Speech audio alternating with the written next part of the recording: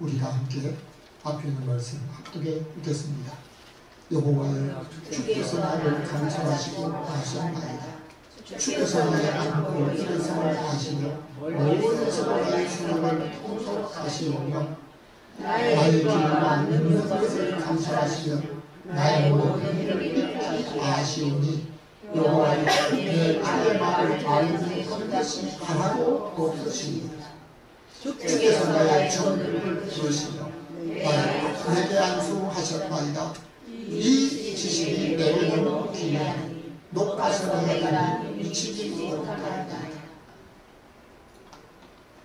내가 주의 신을 따르고 이로가며 주의 앞에서 어디로 귀하리이까. 내가 하늘에 올라갈지라도 거기 계시며 엄무에 내 자리를 펼지라도 거기 계시나이다. 내가 새벽 날개를 치며 바다 끝에 가서 걸을지라도 거기서도 주의 손이 나를 인도하시며 주의 오른손이 나를 이끄시리이다. 아멘. 오늘도 여러분과 여러분 가족들에게 여러분의 가정에 하나님의 평강이 임하시기를 주님의 이름으로 축원합니다. 아멘. 사람들은 세상에 살면서 다른 사람의 눈을 으쌰가며 살아갑니다.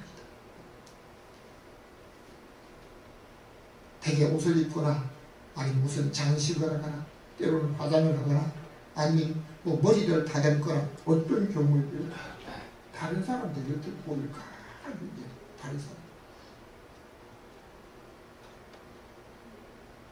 다른 사람에게 잘 보이려고 온갖 노력을 다합니다.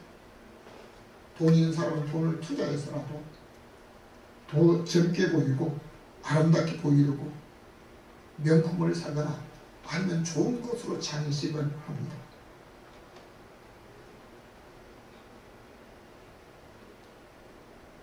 운전하시는 분들이 조심할 게 있습니다. 다른 사람의 길을 그건 생각하지 않아요. 내가 가는 길에 카메라가 24시간 눈을 부릅뜨고 지키고 있습니다. 산만 넘어봐라. 속도만 높여봐라. 시간만 초과해봐라. 24시간 동안 어김없이 찰립니다. 저도 그걸 의식하고 살아갑니다. 안 지키려고. 그러니까 지나면 또 빨리 가요.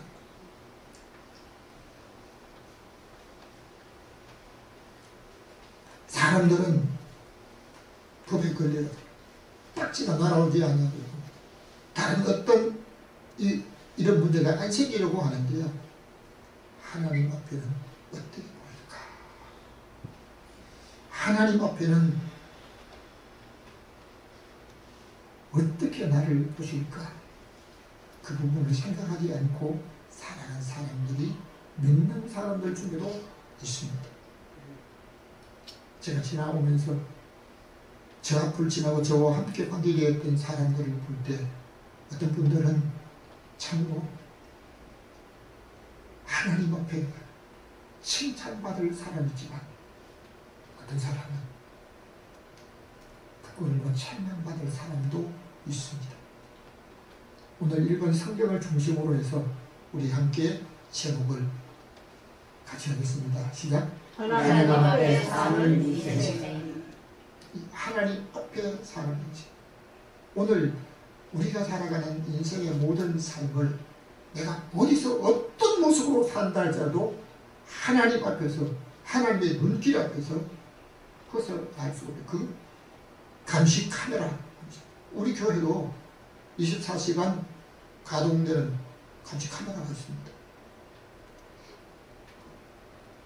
들어오는 자동으로 불이 켜집니다. 사람이 움직이면 자동으로 촬영이 됩니다. 그렇기 때문에 그 어떤 귀중품을 뒀다가도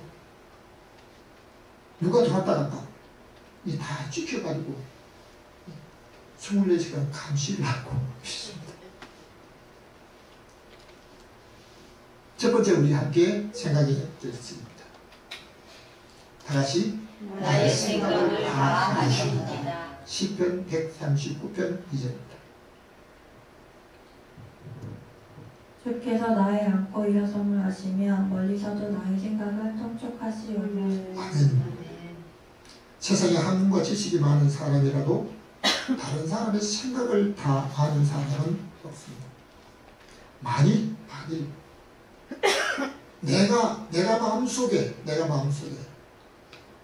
자기가 생각하는 이 생각이 마치 텔레비전처럼 밖에 노출이 돼서 다른 사람에게 보여진다고 하면 자신 있게 다른 사람 앞에 자기의 생각을 드러내고 다닐 사람이 몇 사람은 될까?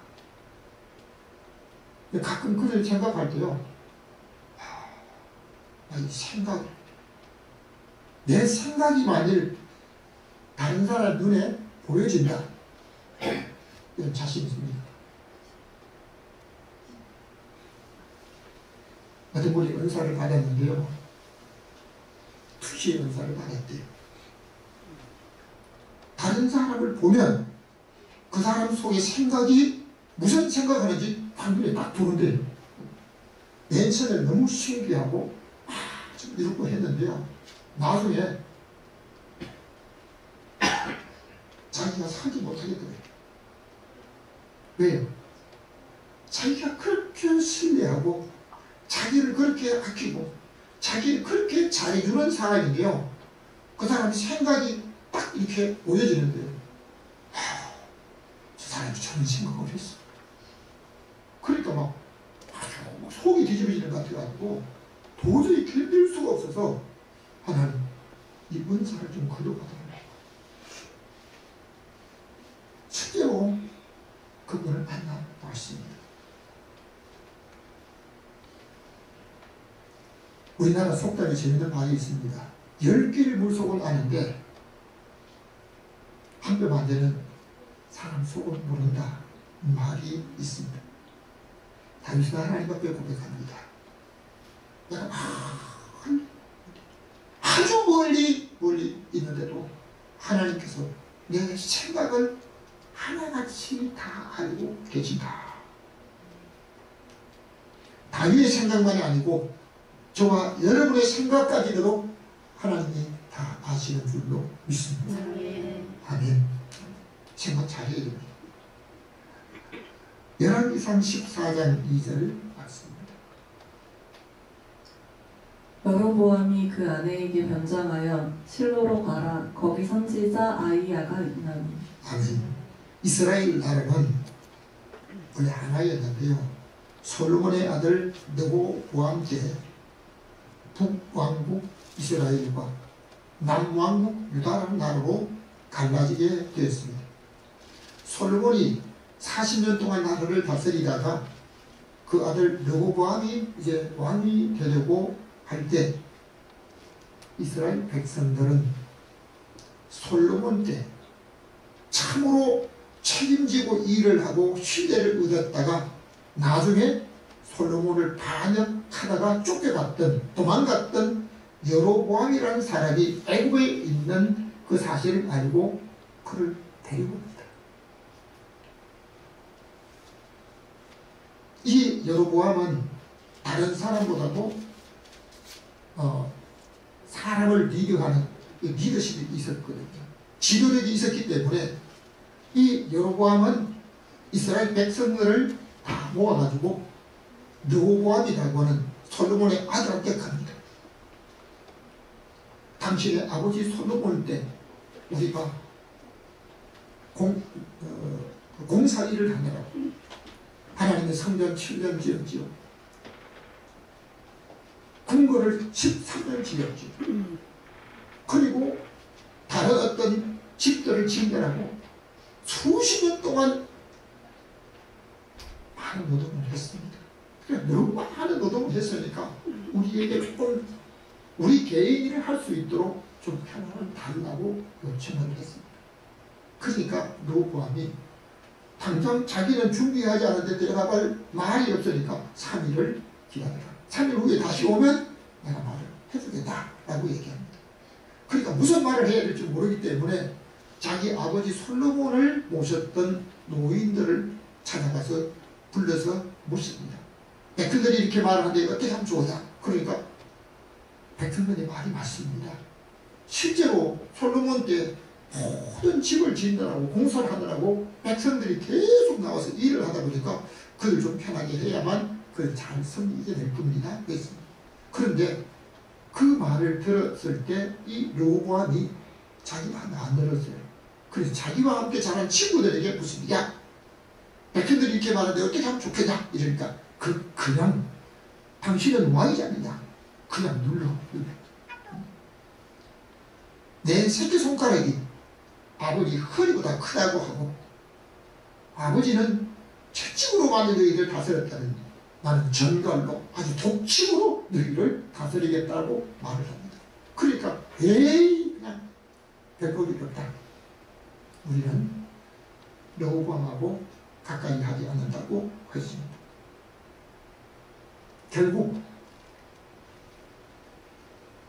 이스라엘 나라는 두 개로 갈라지게 됩니다. 두 개로 갈라지게 될 때 북쪽 이스라엘 초대 왕, 사마리아를 중심으로 북쪽 이스라엘 초대 왕, 그리고 예루살렘을 중심으로 다윗의 후손이 왕이 되는 유다 나라 갈라지게 되는데요. 북쪽 이스라엘 초대 임금이 여로보암이 된 줄로 믿습니다. 여로보암은 열심히 있었습니다. 그리고 다른 사람들을 지도하는 지도력도 있었습니다. 그래 여로보암이 왕이 되었는데 여로보암이 왕이 되는데 자기가 왕이 되려고 한 것이 아니라 아히야 선지자가 어느 날 여로보암을 만나서 입었던 옷을 12조각을 찢고 10조각을 여로보암에게 주면서 하나님께서 너에게 이 10지파를 떼어서 나라를 주겠다. 결국 나라가 둘로 갈라지게 된 것은 하나님의 뜻에 의해서 되었다는 사실을 성경에서 말씀하고 있습니다. 자, 그런데 여로보암이 초대 왕이 되고 나서 처음에는 어디에 있습니까? 예루살렘에 있습니다. 백성들이 예루살렘에 예배를 하러 갔다가 하나님 앞에 제사를 갔다가 마음이 변하면 어떡할까? 그래가지고 안 되겠다 해서 백성들이 가지 못하도록 큰 우상을 만드는데 금송아지를 만들게 됩니다. 그리고 그 금송아지를 이제 하나님으로 섬기라고 만들었습니다. 결국 이 일로 인해서 하나님 앞에 죄가 되었습니다. 또 뿐만 아니라 제사장을 세울 때도 레위지파를 세워야 하는데요. 어떤 사람이 예물을 가져와서 내가 이렇게 세우기를 원한다. 지도자가 되길 원하게 되면 그 사람에게 씌워주는 겁니다. 성경은 전혀 아랑곳하지 않고 모세의 율법을 따르지 않고 자기 멋대로 했던 겁니다. 자, 그래서 결국 여로보암에게 아들 하나가 있는데요. 그 아들이 참 하나님 앞에 선한 뜻을 품었습니다. 근데 그 아들이 병들었어요. 어떤 약을 처방해도 의원을 불러도 낫지 않는 겁니다. 그러다 보니까 여로보암이 생각이 난 사람이 누굽니까? 아히야라고 하는 선지자가 생각이 났어요.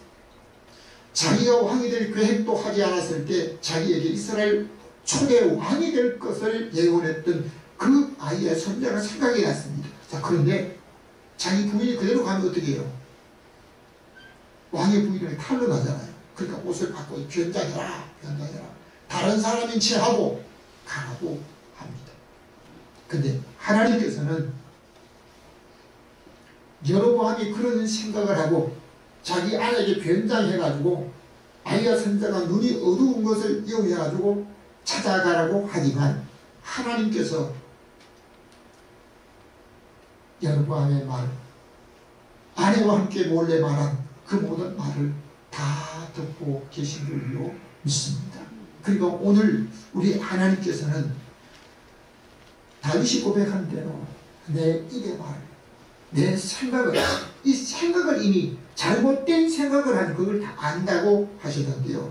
누가복음 12장 17절입니다. 신중히 생각하여 이르되 내가 곡식 쌓아줄 곳이 없으니 어찌할꼬. 아니, 이 말씀은 어리석은 부자가 자기가 한 해 농사를 지었는데 그 농산물이 너무 잘 되어서 많은 겁니다. 근데 이것을 많으면 자기 창고에 쌓인 만큼 싸고 다른 사람에게 좀 나눠야 되겠다고 하지 않고요. 자기 혼자 생각을 합니다. 이걸 자기가 오래도록 자기만 먹기 위해서 쌓아야 되겠다 생각을 하면서 창고를 헐고 많은 곡식을 자기를 위해서 몽땅 쌓아놓고 자기 영혼에게 오래도록 편안하게 먹고 지내라고 마음껏 지내라고 하면서 생각하는 그 생각을 하나님께서 다 아시고 따라합시다. 어리석은 자요. 어리석은 자요. 오늘 밤에 내 영혼을 부르시네. 여러분 오늘 세상의 것이 전부라고 하고 하나님을 찾지도 아니하고 자기 욕심껏 그에 관한 어리석은 생각일 경우에 하나님께서 그 생명을 부르실 수 있습니다. 지금도 하나님께서는 다윗의 생각을 다 아셨던 하나님, 오늘 저와 여러분의 생각을 아시는 줄로 믿습니다. 두 번째입니다. 다 같이 나의 말을 다 아십니다. 시편 139편 4절. 여호와여 내 혀의 말을 알지 못하시는 것이 하나도 없으십니다. 아멘. 다윗은 육적인 일과 영적인 체험을 동시에 하였던 사람. 다윗만큼 체험을 많이 한 사람이 많지 않습니다.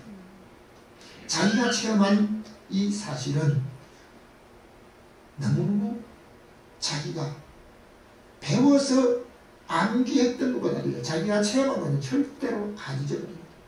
자기 혀의 말을 하나님이 다 아신다라고 고백하고 있습니다. 구약 성경에 엘리야 제자인 엘리사가 하나님의 귀한 은사를 하나님께서 엘리야를 회리바람으로 부르시기 전에 하늘로 승천하시기 전에 너가 나한테 바라는 것이 무엇이냐 요청하라고 했습니다. 그때 엘리사는 당신의 영감을 갑절이나 내게 달라. 누구의 영감? 엘리야의 영감의 갑절입니다. 갑절. 그때 엘리야는 참 어려운 것을 요청한다.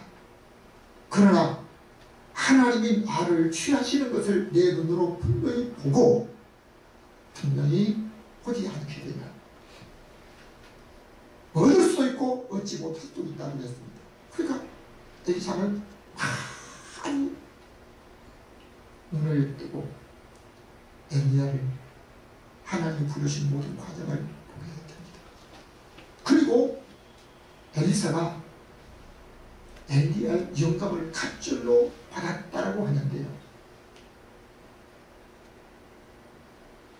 하나님께서 엘리사를 통해서 크게 역사하시는데요. 나라의 중요한 일들을 엘리사가 왕한테 이렇게 조언을 합니다.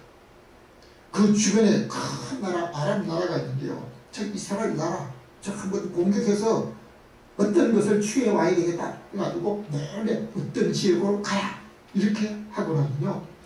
엘리사가 이스라엘 왕인데 아니요.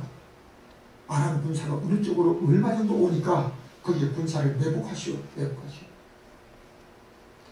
그 말을 듣고 군사를 예복했는데요. 아람 군사가 딱 그 가면 이거 뭐야 이거 몰래 왔는데 이미 군사가 지금 배치하고 있는 거죠. 실패했습니다. 그 다음 다시 왕부가 한 곳으로 거기 가라 해가지고 명령을 했는데요. 그곳에 또 군사를 보내고 나면요. 거기 이미 이스라엘 군사가 방비를 하고 있는 겁니다. 몇 번 이렇게 실패하고 나니까 아람 왕이 그러는데 야 우리 군사 중에 이스라엘과 내통한 사람이 있다. 도대체 누구야? 이러니까요. 그 신하 중에 이스라엘 나라에 하나님의 사람 엘리사가 있다는 걸 아는 사람이 있습니다. 그때 그 신하가 말합니다. 왕이요. 우리 중에 군사가 내통하는 사람이 아니라 이스라엘 나라에 하나님의 사람 엘리사가 있는데 그 엘리사는 당신이 침실에서 하는 소리까지 다 듣고 알고 왕한테 보고합니다. 믿으시면 아멘. 여러분, 멀리 적국 나라에 거리가 멀습니다. 아주 멀리 이방 나라 왕이 침실에서 하는 소리까지 엘리사가 다 듣고 있다는 사실입니다. 하나님께서는 지금도 살아계시는 저와 여러분이 어느 곳에서 누구와 어떤 밀당을 하는 그 어떤까지라도 안방에서 소곤거리는 그 말소리까지라도 우리 하나님이 다 아시는 줄로 믿으시길 바랍니다. 다니엘서 4장 30절 이 큰 바벨론은 내가 능력과 권세로 건설하여 나의 도성을 삼고 아멘. 바벨론 왕 느부갓네살은 이방 나라 왕이었으나 하나님께서 그의 생에 앞으로 다가올 일을 꿈으로 보여주셨던 왕입니다. 여러분, 사람이 잠을 자다가 꿈을 꾸는 일들이 많이 있습니다. 그런데 앞으로 다가올 일을 꿈으로 미리 꾸었던 성경의 사람과 오늘날 믿음으로 사는 사람 중에도 있습니다. 요셉이 앞으로 다가올 일들을 미리 꿈으로 다 보여주었습니다.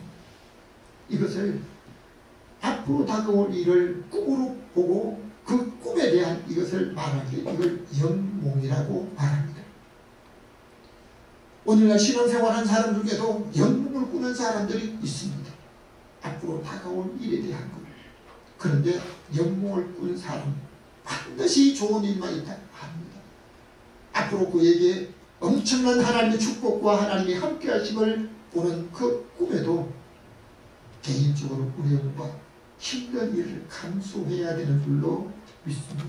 자, 그런데 이 느부갓네살 왕에게 하나님이 꿈으로 앞으로 다가올 일을 보여주는데요. 당연히 그 꿈 해석을 다 해주었습니다. 그런데 왕이 한 가지, 이것은 왕이 반드시 겸손해야 합니다. 반드시 겸손해야 됩니다. 내가 아무리 큰 일을 했다 할지라도 당신만이 한 게 아니고 하나님이 당신을 통해서 하게 했다는 사실을 하나님을 알아야 된다고 분명히 말을 했습니다. 그 말을 들었던 느부갓네살은 내가 그렇게 하겠다고 다짐을 합니다. 그런데 12달이 지나고 나니까 12달이 지나니까 그 생각을 잊어버렸습니다. 다니엘한테 약속한 거 잊어버렸습니다. 다니엘이 이 꿈 해석을 했던 것을 잊어버렸습니다. 여러분, 오늘 우리가 하나님 앞에 믿음으로 살아가는 사람들 중에도 하나님의 은혜로 우리가 오늘을 살고 건강을 유지하고 생명이 부지하는 이 모든 가운데서도 어떤 경우에는요, 은혜를 저버리는 사람이 있습니다. 느부갓네살이 12달 지나고 부지런했습니다. 그리고 어느 날 왕국에서 이 바벨론을 찍다 보는데요, 와, 이거 누가 했지 이거? 이거 딱 보니까 야, 이건 내가 한 거야. 여러분, 하나님이 돈 벌 수 있는 재능을 주시지 않았다면 내가 아무리 노력을 해도 큰 기업을 하는 사람들이요, 투자를 해서도 문제가 생길 일들이 있습니까? 인간의 계획만 가지고 안 됩니다. 하나님이 도와주셔야만 될 줄로 믿습니다. 그런데 이 느부갓네살은 보니까 야, 이게 너무 아름답고 귀한 걸 했습니다. 이 도성은 내가 능력과 마음대로 할 수 있는 권세를 가지고 내가 한 게 아니야. 이야, 그 말이 내 입에서 채 끝나기 전에 하늘에서 소리가 들려요. 느부갓네살, 네가 여기서, 여러분, 자기 혼자 하는 말도 하나님이 들으신 줄로 믿습니다.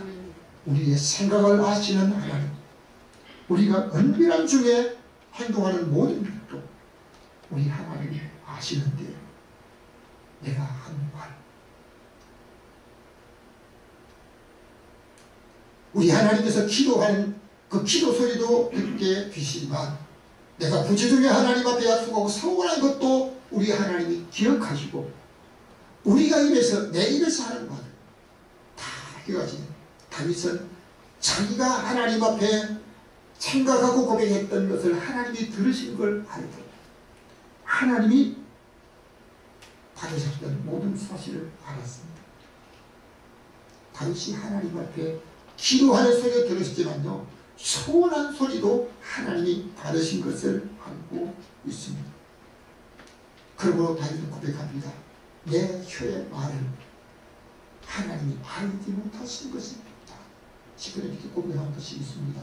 침 삼킬 동안도 우리 하나님은 한순간도 놓지 않고 아신다고 말씀하고 있습니다. 세 번째입니다. 다같이 나의 행동을 아십니다. 시편 139편 3절입니다. 나의 길과 눕는 것을 감찰하시며 나의 모든 행위를 익히 아시오니. 아멘. 하나님께서 다윗이 가는 그 길과 눕는 것을 감찰하신다고 합니다. 자기의 모든 행동에 대한 것을 우리 하나님이 다 아신다고 알고 있습니다. 다윗이 어디로 가는 그 길과 어떤 곳으로 눕고 일어나는, 앉고 일어서는 것만 아니고 눕고 잠자면서 일어난 그 모든 순간까지라도 우리 하나님이 감찰하신다라고 말씀하고 있습니다. 저는 감찰에 대해서 조금 좀 심각하게 생각합니다. 왜냐하면 저희 사돈이 서울경찰청 감찰반 반장으로 있었습니다. 그 감찰반은 뭐 하느냐 하면요, 어떤 뭐 경찰서나 파출소 아니면 어떤 개인적인 어떤 사람에게 문제가 있다, 그걸 감찰을 하라고 딱 지시를 하게 되거든요. 감찰반에서 그 사람의 개인적으로 드러난 것도 마찬가지지만 다른 사람이 알지 못하고 개인적으로 뒤에 숨겨진 모든 사생활을 몽땅 다 조사를 합니다. 그러니까 경찰들이 제일 두려워한 것 중에 하나 물어보십시오. 여러분의 친척이나 안분이 있다면요, 감찰관이 뭐하는지. 그러니까 감찰관 반장이 되니까요, 경찰서장들이 그 사람이 어디 떴다 하면 전부 나와서 인사하고 이러는. 왜 그러냐면요, 경찰이 제일 무서워하는 게 감찰관이에요. 다윗이 뭐라고 합니까? 하나님께서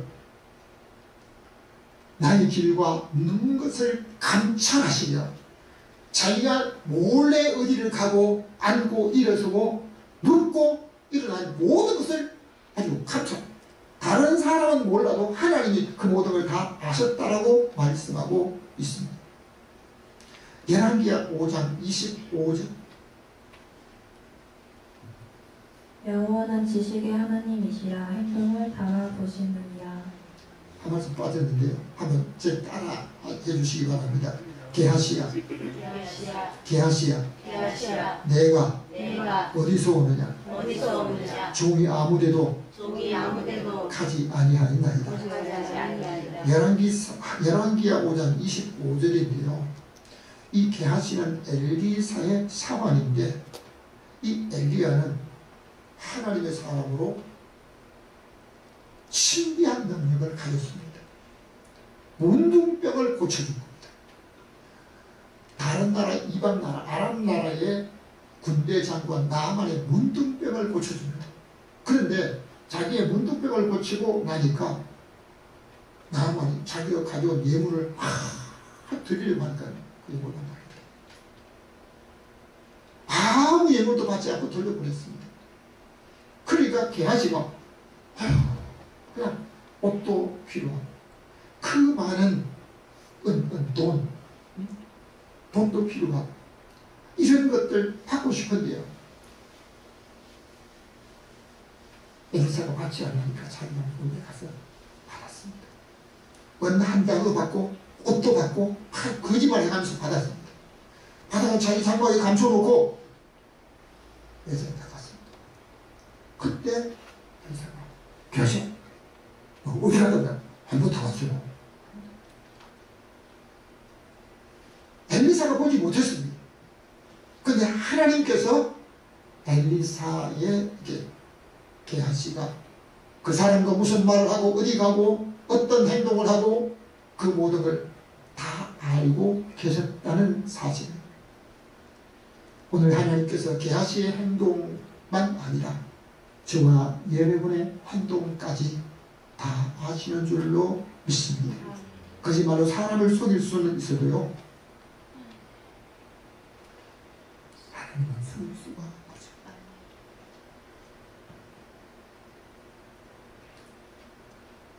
우리 다시 한번 성경 말씀 사무엘상 말씀 읽겠습니다. 시작. 여호와는 지식의 하나님이시다. 행동을 바라보시느니라. 하나님께서는 행동을 바라보시고, 누구의 행동? 우리 사람의 몸무게가 아닙니다. 그 사람 직분과 왕과 어떤 그 사람의 그 위치에 맞는 이 품위를 갖고 있는지 바라보신다는 겁니다. 바벨론의 벨사살 왕은 하나님이 품위를 달아봤을 때 저울에 부족한 것을 보고 난 이후에 그의 시대가 그날 밤으로 마치도록 만들었습니다. 그 나라도 그날 밤에 끝나고 말았습니다. 다음 날까지 이어지지 못했습니다. 여러분, 오늘 내가 오늘 건강하기 때문에 내 생명이 내일도 다음 날도 오늘과 동일하게 일어나고 모든 활동을 할 수 있을 것이다 자신하지만 하나님이 생명을 연장해주지 아니하시면 우리는 그 다음 날의 생명도 보장하지 못하는 것이 오늘 저와 여러분의 생명입니다.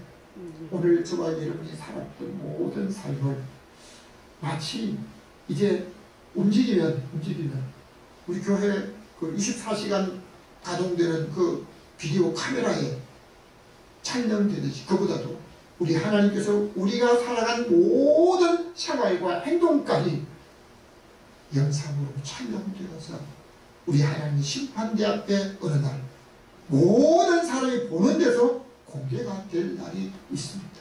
그러거든요. 절대로 부인하지 못하게 됩니다. 여러분, 우리의 가장 두려운 적이 무엇입니까? 제가 지난 주간에 어떤 책을 읽다가 삼손이 가장 최대의 적이 누구인가? 삼손의 최대의 적? 블레셋? 아니면 자기를 모욕했던 들릴라? 우리는 그렇게 생각할 수 있습니다. 그런데 삼손이 가장 두려워해야 될 적은 자기 입일 때. 입술을 지키지 못해서 하나님 주신 힘도 그 입술을 지키지 못해서 외부에 있는 적이 아니고 자기에게 있었다는 거죠. 자기 입술. 오늘 우리는 전능하사 천지를 만드신 하나님 아버지를 내가 믿사오며 고백했는데요, 전능하신 하나님을 내가 믿는다고 하면서 분명히 하나님을 믿는다고 고백을 했는데 그 하나님 앞에 고백대로 살지 못하면 우리의 행동, 하나님의 정죄에 부족할 수 있습니다. 그러므로 오늘 저와 여러분은 하나님 앞에서 어떻게 살까? 결론적으로 말씀드립니다. 다 같이 하나님 앞에서 사는 인생입니다. 시편 139편 8절 우리 함께 같이 읽겠습니다. 시작. 내가 하늘에 올라갈지라도 거기 계시며 엄무에게 자리를 펼지라도 거기 계시나이다.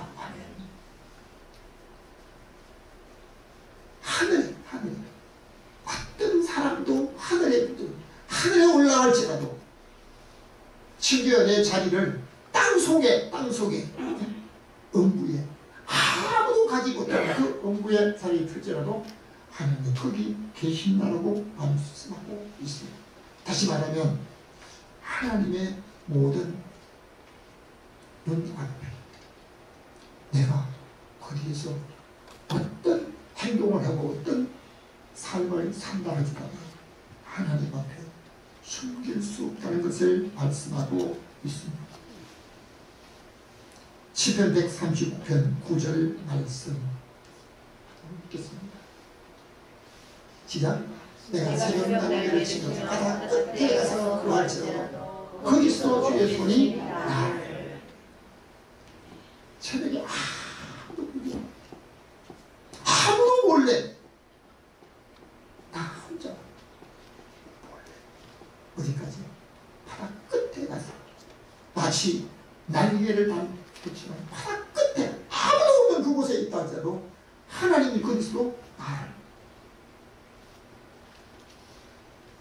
그러니까 오늘 우리가 땅끝 어떤 곳에 가서도 지구 어떤 곳에 가서도 숨을 수 없다는 사실 믿으시면 아멘. 그러므로 오늘 내가 있는 장소에서 우리 하나님을 뵐 수 있는 하나님이 원하시는 행동으로 우리 하나님 앞에 인정받는 삶으로 살아야 될 줄로 믿습니다. 때로는 우리가 마음대로 할 수 있는 시간이 있습니다. 마음대로 할 수 있는 어떤 일이 있습니다. 그러나 우리 하나님께서 우리에게 주신 모든 생애는 내가 내 마음대로 하는 모든 삶 속에 하나님 앞에 다 벌거벗은것같이 드러날 수밖에 없다는 사실을 말씀하고 있습니다. 우리는 자기가 심은 대로 거두고 부모가 심은 대로 자손이 거두는 이 세상 법칙과 하나님의 법칙 앞에 살고 있습니다.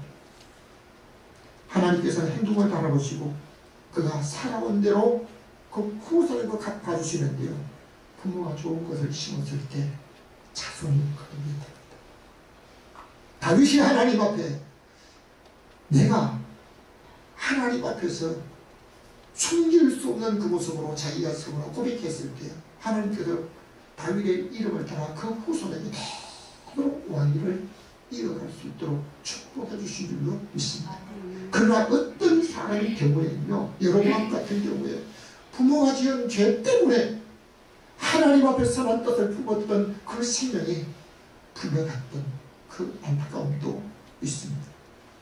다윗의 고백으로 끝나지 않고 오늘 저와 여러분의 고백으로 우리 하나님 앞에 사는 내 인생임을 고백하면서 우리 하나님 앞에 인정받고 우리 하나님께서 땅에 산 날 동안 하나님이 동행하심으로 말미암아 하나님께서 그에게 주신 그 인생의 모든 삶을 체험적으로 고백하며 영권의 복된 삶으로 우리 하나님 앞에 영원한 행복된 사람으로 우리 하나님이 인정하는 사람으로 우리 하나님이 신뢰하는 사람으로 하나님께서 동의해 주시는 사람으로 살아가는 저와 여러분 되시기를 주님의 이름으로 축원합니다.